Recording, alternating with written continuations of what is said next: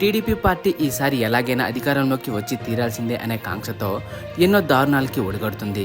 ఒక్కోసారి మితిమీరి ప్రవర్తిస్తూ వైసీపీ కార్యకర్తలపై దాడికి కూడా దిగుతున్నారు. రీసెంట్ గా తాడేపల్లిలో ఒక ఘటన అయితే చోటు చేసుకుంది. నిజంగా ఈ ఘటన చాలా దారుణమని చెప్పుకోవాలి. ఇందుకు ఏం జరిగింది అంటే, తాడేపల్లి సిఎస్ఆర్ కళ్యాణ మండపం రోడ్డులో మేకా నరసింహారెడ్డి అండ్ మరికొంతమంది వైసీపీ అనుచరులు అయితే ప్రచారం చేసుకుంటూ ఉన్నారు. కానీ అదే టైంకి అక్కడికి టీడీపీ కార్యకర్తలు బైక్ ర్యాలీతో వచ్చారు. అంతేకాకుండా వచ్చినోళ్ళు వచ్చినట్టు ఉండకుండా వైసీపీ వాళ్ళపైన ఉత్తి పుణ్యానికే దాడికి దిగారు. అంతేకాకుండా ఎందుకు ఇలా మాపై దాడి చేస్తున్నారు అని అడిగిన పాపానికి మేకా నరసింహారెడ్డి గారిని టీడీపీ కార్యకర్తలు అయితే చాలా దారుణంగా కొట్టారు, బైక్ తో గుద్దించారు. మొత్తానికి అతన్ని హాస్పిటల్ పాలైతే చేశారు. ప్రస్తుతం అతని పరిస్థితి చాలా సీరియస్ గా ఉంది.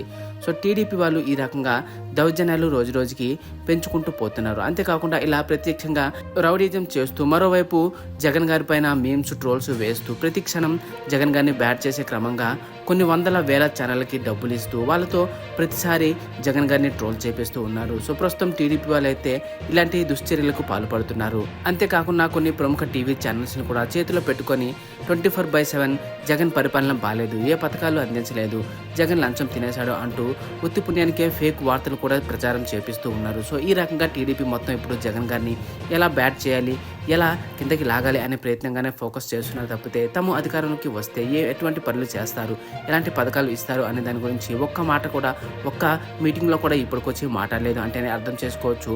టీడీపీ ఈసారి కొన్ని వేల కోట్లు ప్రచారానికి ఖర్చు పెడుతూ ఈసారి ఎలాగైనా అధికారంలోకి రావాలి అని ఇటు ప్రజలకి డబ్బు ఆశ చూపిస్తూ మరోవైపు జగన్ గారిని బ్యాట్ చేసే క్రమంగా 24/7 ట్రోల్స్ అండ్ మీమ్స్ కూడా చేపిస్తున్నారు. కాబట్టి ప్రజలందరూ దీన్ని గుర్తించి ఏ పార్టీకి ఓటు వేయాలి, ఎలాంటి నాయకుడిని ఎన్నుకోవాలి అనే నిర్ణయాన్ని మాత్రం చాలా ఆచితూచి అడుగు వేసి చాలా ఆలోచించి తీసుకోవాల్సిన అవసరం ఉంది. ఎందుకంటే చంద్రబాబు విషయానికి వస్తే ఎంతో అనుభవించుడు, చాలా ఏళ్ళు రాజకీయ అనుభవం ఉంది అని చెప్పుకుంటూ వస్తారు. కానీ ప్రజలకు మాత్రం ఎటువంటి మంచి చేసింది లేదు.